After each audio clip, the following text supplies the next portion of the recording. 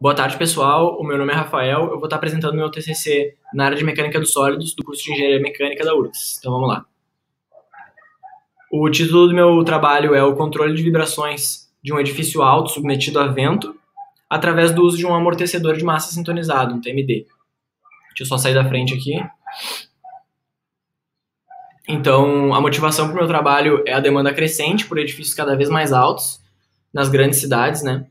E, por isso, a preocupação com a confiabilidade e a segurança nessas estruturas, além do estudo do efeito de ressonância da ação do vento.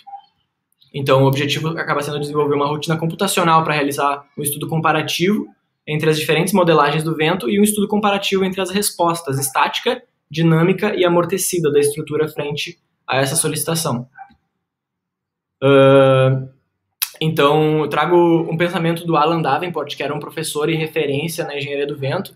Ele fazia uma comparação dos fatores que descrevem a força do vento com uma corrente, com os elos de uma corrente. Então, os fatores, componentes-chave, ele colocava nessa disposição. Assim, a confiabilidade de todo o sistema dependia do elo mais fraco, que é assim que funciona, então, uma corrente. Os elos, então, que ele tratava era o clima local, descrito por fatores estatísticos, a exposição local, que era fatores topográficos e rugosidade do terreno, os fatores aerodinâmicos, efeitos de ressonância, esse aqui a gente vai tratar com um pouquinho mais de detalhe nesse trabalho, e outros critérios de aceitabilidade para as respostas previstas, enfim. Começo, então, fazendo uma revisão do vento sinótico, ou vento EPS. É quando o ar atmosférico ele assume movimentos circulares em volta de um centro de baixa pressão, e isso acontecendo principalmente em latitudes médias, em escala sinótica, em escala muito grande, a gente chama de vento EPS, vento sinótico. O intuito de a gente usar esse tipo de vento é que, assumindo uma rugosidade constante do terreno, a gente consegue criar essa hipótese de que a velocidade média do vento ela vai ser paralela ao solo. A gente consegue desconsiderar qualquer variação nessa direção, só usando a direção do vento. Então, como é que a gente vai fazer essa modelagem do vento, né? Utilizando o método de representação espectral. Ele nada mais é do que uma maneira da gente gerar um sinal parecido com esse aqui, que podem ser as flutuações na velocidade do vento, uma rajada de vento, que é um sinal que varia no tempo, né? O eixo aqui horizontal seria o tempo. Então, esse sinal nada mais é do que uma série de cossenos que são ponderados por uma densidade espectral. E é aqui na densidade espectral que eu vou falar que essas flutuações elas têm que ser parecidas com o vento. Dependendo do espectro de potência que eu colocar aqui para ponderar esses cossenos, eu vou ter diferentes respostas, né, nessa flutuação da velocidade. É importante salientar que esses cossenos eles não estão em fase, eles estão defasados por ângulos aleatórios aqui. Então, isso faz com que a gente necessite de uma rotina computacional, né, para compilar isso aqui.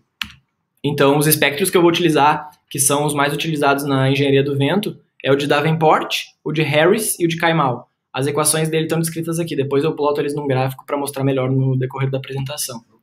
A caracterização da edificação que eu vou utilizar no trabalho, então, é um share building de 30 andares, com 24 metros de largura por 8 de profundidade, e cada andar tem 3 metros de pé direito. Essa estrutura, então, ela é localizada em Porto Alegre, e para eu trazer os fatores topográficos e o clima local, eu preciso entrar na norma NBR aqui com algumas especificações dessa estrutura, falando que ela é uma estrutura de alta ocupação, situada em um terreno bastante esparso, né, sem tantos acidentes, e no máximo algumas edificações baixas em volta do prédio. E é isso que configura esse caso por uma categoria 2, classe C, de acordo com a norma NBR 6123. Então, vamos de metodologia. A rotina em MATLAB, então, a rotina computacional, ela se baseia no método de Newmark, nesse algoritmo. As entradas, então, elas iniciam com a componente estática e a dinâmica do vento, então a velocidade do vento, que eu calculo a força através de uma metodologia, e do outro lado a gente tem o share building e o amortecedor de massa, que são as entradas da matriz de massa, matriz de amortecimento e matriz de rigidez da estrutura. Como o meu TCC ele se baseia num estudo comparativo, eu vou ter diferentes análises e eu vou comparar as respostas de cada uma delas. Então, a análise 1 que eu vou fazer vai ser só a respeito da componente estática da velocidade do vento.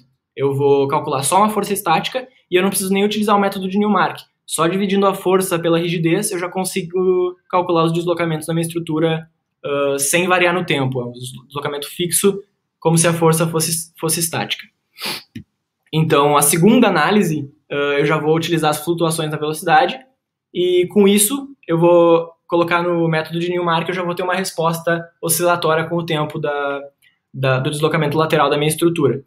Então, aqui eu ainda não coloco o amortecedor de massa sintonizado, mas eu vou ver qual dos casos, lembra que eu tinha 3 espectros de potência que eu quero testar aqui, eu vou pegar qual dos 3 casos vai ser o pior, vai entregar os piores deslocamentos, com menor segurança, né? Os maiores deslocamentos. E para esse caso, eu vou aplicar o meu amortecedor de massa para atenuar essa resposta.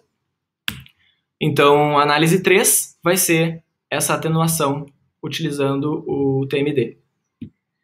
Então, vamos uma a uma dessas análises. Deixa eu sair daqui de novo. Análise 1, então, puramente estática, ela utiliza a metodologia da NBR 6123, que fala como é que é a força do vento atuando em estruturas. Então, a metodologia me permite calcular um perfil de velocidades que é estático e só varia com a altura. Com aquelas especificações que eu entreguei da estrutura, eu consigo tirar da norma essa velocidade característica e a metodologia pede para que eu calcule primeiro a pressão dinâmica, depois a força estática do vento. Com essa força, eu calculo os meus deslocamentos. Como é que fica quando eu quero adicionar as flutuações na velocidade? Eu quero que a velocidade do vento agora ela varie com o tempo. Eu não só calculo a componente estática, mas eu preciso colocar aquelas flutuações do método de representação espectral. Então eu tenho 3 tipos de flutuações, 3 espectros de potência. Aqui eles estão dispostos, olhem como o comportamento deles é diferente entre si, eles se comportam de maneira diferente no campo da frequência, e é isso que vai ser interessante da gente comparar mais adiante. Como é que eu calculo, então? Eu gero um sinal flutuante, digamos, com o espectro de Davenport, então eu tenho esse sinal flutuante. Não faz sentido eu dizer que o vento atinge a minha estrutura da mesma forma, desde a base até o 30º andar, 90 metros, o vento age da mesma forma. Não posso falar isso. Então, o que eu faço? Eu gero outra flutuação, chamo a primeira de 1, chamo a segunda de 2, e digo que a primeira velocidade ela é a que atinge o prédio lá em cima, e a segunda velocidade é a que atinge o prédio na base. Então, eu correlaciono essas duas velocidades, e agora eu tenho uma velocidade que depende não só da altura, mas depende do tempo. Só que são só as flutuações. Essas flutuações elas têm média zero. Então elas precisam ser somadas. Nos 3 casos elas precisam ser somadas com a velocidade característica que eu calculei na primeira análise. Então, tendo essa velocidade estática mais as suas flutuações, da mesma forma eu calculo a pressão dinâmica e a força total do vento.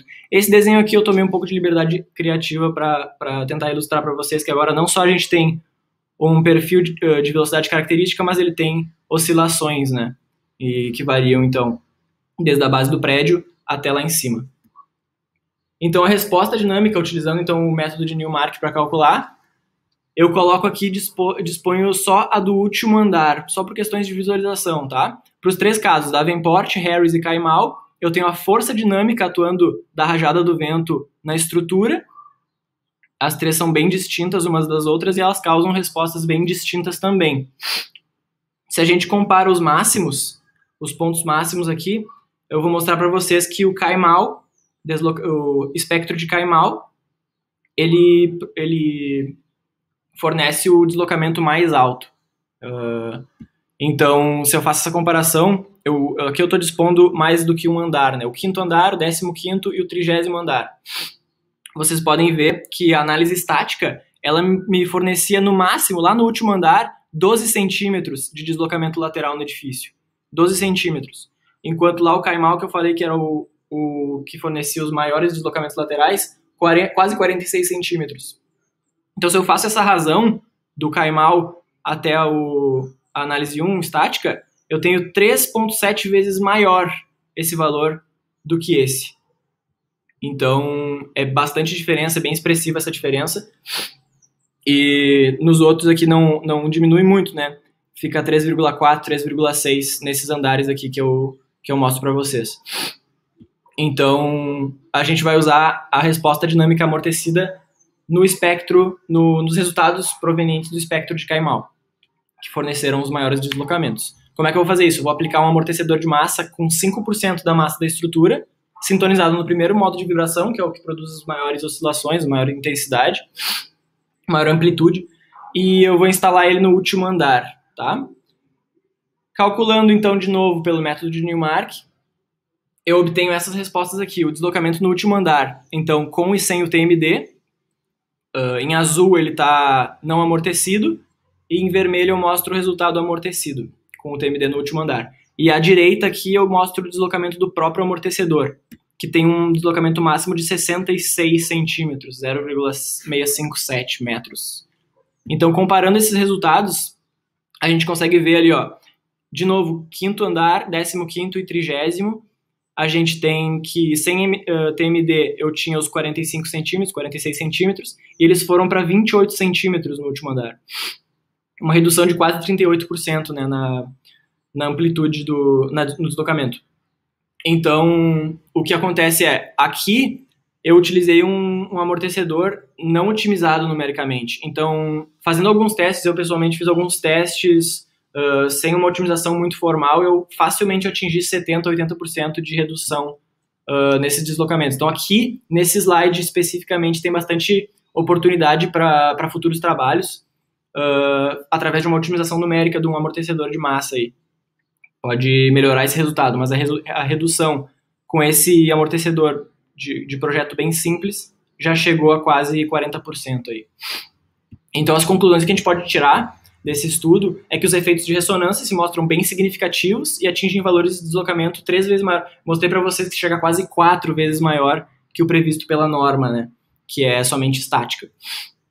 Então, os maiores efeitos no deslocamento eles são provenientes da ressonância, e assim, o amortecedor de massa sintonizado ele vai atuar exatamente nesses intervalos de interesse, onde o efeito de ressonância produz os deslocamentos maiores, como vocês tinham visto na resposta de Kaimal, onde o deslocamento dava um salto, era exatamente onde ele atenuava mais.